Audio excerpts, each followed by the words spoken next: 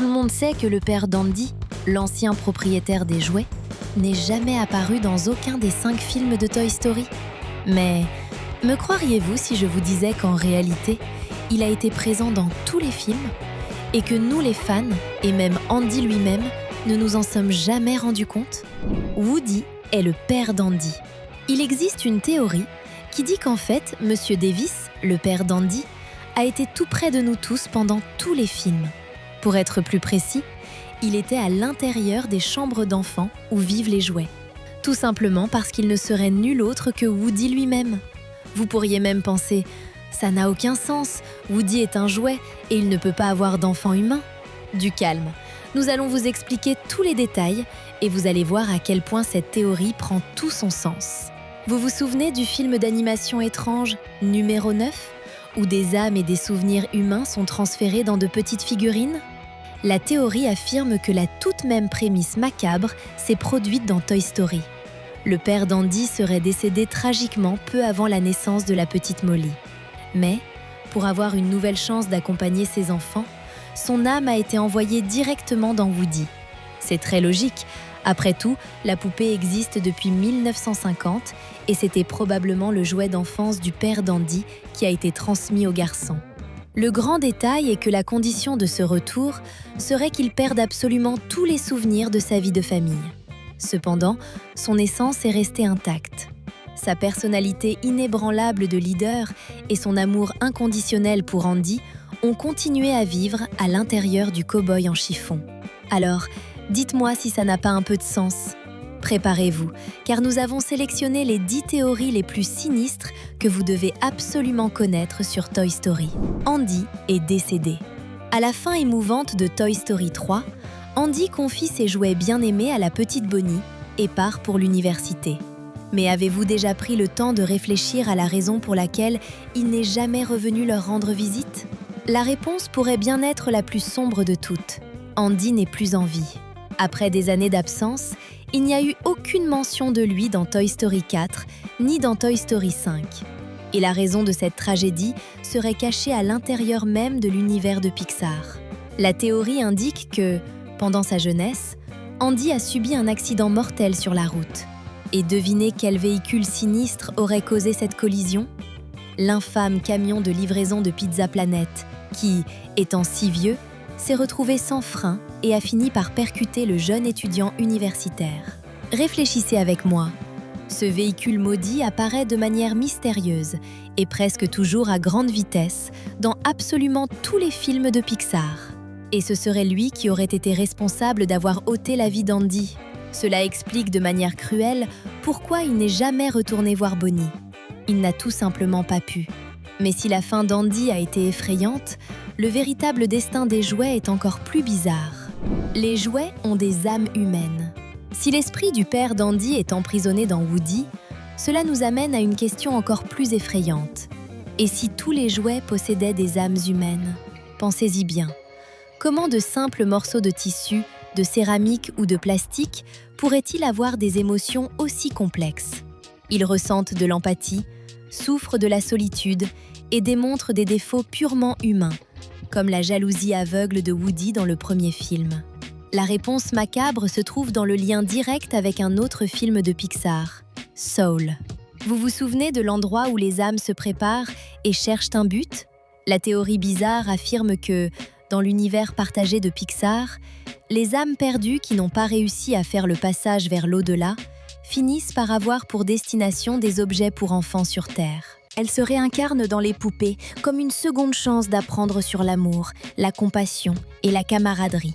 Cela explique pourquoi ils agissent exactement comme nous. Ils ne prennent pas vie comme par magie, ils abritent de vraies âmes emprisonnées dans le plastique. Andy est le petit-fils d'Emily. Beaucoup de ceux qui ont regardé Toy Story 5 n'en ont aucune idée, mais Pixar avait de réels projets de montrer Emily déjà âgée, retrouvant Jessie dans le nouveau film de la franchise.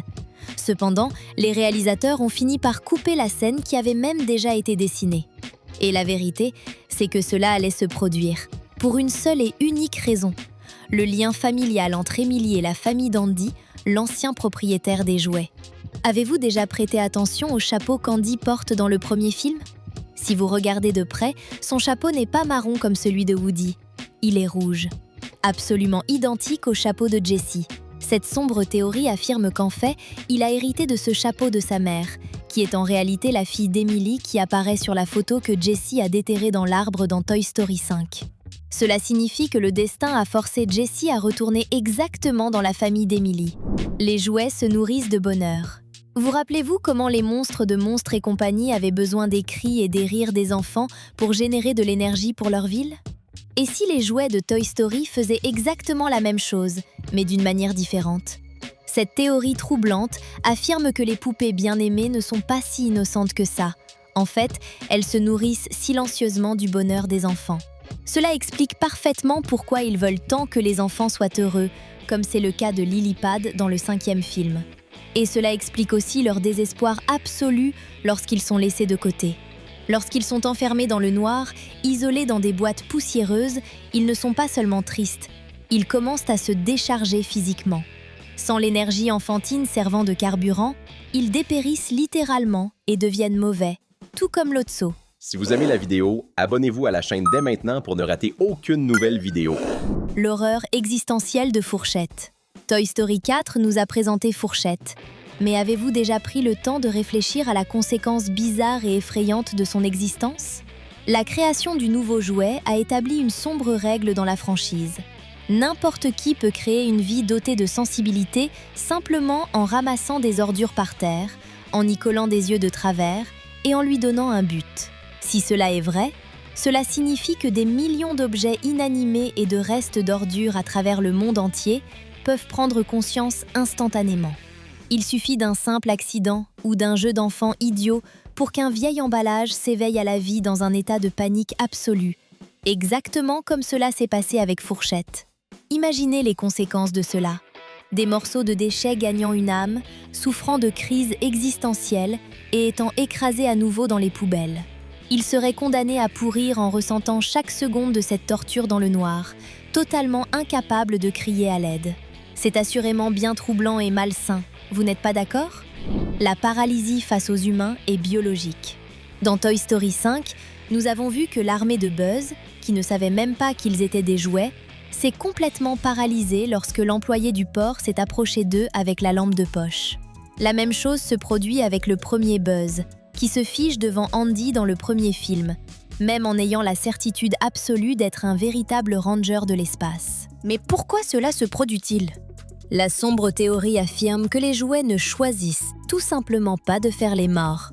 La vérité macabre est qu'ils sont physiquement forcés de se figer par un réflexe biologique et totalement involontaire. Ce sont de véritables prisonniers de leur propre corps, paralysés immédiatement par la présence de n'importe quel humain. Cela rend l'histoire de Toy Story infiniment plus terrifiante. Les jouets restent paralysés sur le sol, ressentant absolument tout, totalement incapables de bouger ou de parler, même lorsqu'ils sont mutilés, brûlés et cruellement torturés par des enfants, comme le voisin Sid. C'est basiquement comme vivre dans un cauchemar, presque tout le temps. Les jouets sont morts dans l'incinérateur. Nous arrivons maintenant à la théorie la plus sombre et la plus triste de toutes celles que nous apporterons aujourd'hui. Vous devez vous souvenir de cette scène désespérante à la fin de Toy Story 3, où tous les jouets se donnent la main, acceptant leur fin tragique au fond de cet incinérateur géant. Et si je vous disais que les extraterrestres ne sont jamais apparus avec la griffe géante pour les sauver à la dernière seconde? Me croiriez-vous? La théorie affirme que le sauvetage miraculeux n'a tout simplement pas existé. Le film se termine là même, consumé par le feu. Tout ce sauvetage héroïque, la scène émouvante où Andy les confie à la petite Bonnie et la vie parfaite qui s'ensuit, ne serait qu'un mensonge. Tout cela serait en fait une hallucination collective de mort imminente. Ou pire, ce serait la vision du passage de ces âmes franchissant les portes vers le paradis des jouets. La vérité est qu'en ce jour fatidique, ils ont tous été réduits en cendres tout en rêvant d'une fin heureuse. Si c'est vrai, Lotso devrait avoir une place réservée pour lui dans l'endroit qui est le contraire du paradis, si vous voyez ce que je veux dire. L'éboueur Sid Repenti. Comme nous l'avons déjà mentionné, Sid était ce garçon sadique qui torturait les jouets dans le premier film. Et il fait son retour dans Toy Story 3, où nous voyons un éboueur portant le même t-shirt noir à tête de mort dont Pixar a confirmé qu'il s'agit de Sid adulte. Mais vous êtes-vous déjà demandé pourquoi il a choisi exactement le métier de ramasser les ordures? La sombre théorie dit qu'après avoir été effrayé par les poupées dans son enfance, Sid a grandi en portant une vérité complètement solitaire. Il est, littéralement, le seul adulte au monde entier qui sait que les jouets sont vivants, qu'ils ressentent la peur et souffrent de vraies douleurs. C'est pourquoi il a pris ce travail pour fouiller les poubelles de la ville entière et sauver un maximum de jouets possibles. Il tente désespérément de sauver les figurines d'une fin tragique dans le broyeur, comme une forme de rédemption, en essayant de payer sa dette envers l'univers de plastique. Et vous, croyez-vous que Sid mérite vraiment notre pardon? Laissez votre opinion ici dans les commentaires. Les jouets sont immortels. Vous connaissez très certainement la célèbre théorie de Pixar, qui affirme que tous les films du studio se déroulent dans le même univers. Mais avez-vous déjà pris le temps de réfléchir à ce qui arrive à nos jouets bien-aimés dans l'ère dévastée du film Wall-E? Dans le film du sympathique petit robot, les humains ont détruit la planète avec des déchets toxiques et se sont enfuis dans l'espace. Mais qu'en est-il des poupées? Elles ne vieillissent tout simplement pas et ne meurent pas de cause naturelle. Cela nous mène à un constat purement terrifiant et bizarre. Il y a de fortes chances que Woody, Buzz et des milliers d'autres jouets soient restés en vie et totalement conscients, errant abandonnés sur une Terre complètement radioactive et sans vie. En gardant à l'esprit qu'ils ont besoin du bonheur des enfants pour conserver leur santé mentale, par conséquent, ils seraient condamnés à l'immortalité, devenant fous au fil des siècles de pure solitude au milieu de la poussière apocalyptique. Tout cela sans absolument aucun enfant pour les sortir de l'obscurité ou jouer avec eux. Entre nous, survivre à la fin du monde est, ironiquement, un destin infiniment plus cruel et perturbateur que n'importe quel incinérateur. On s'arrête là, mais vous pouvez toujours continuer à regarder d'autres vidéos incroyables. Il suffit de cliquer sur l'une de ces deux qui s'affichent pour vous. À la prochaine!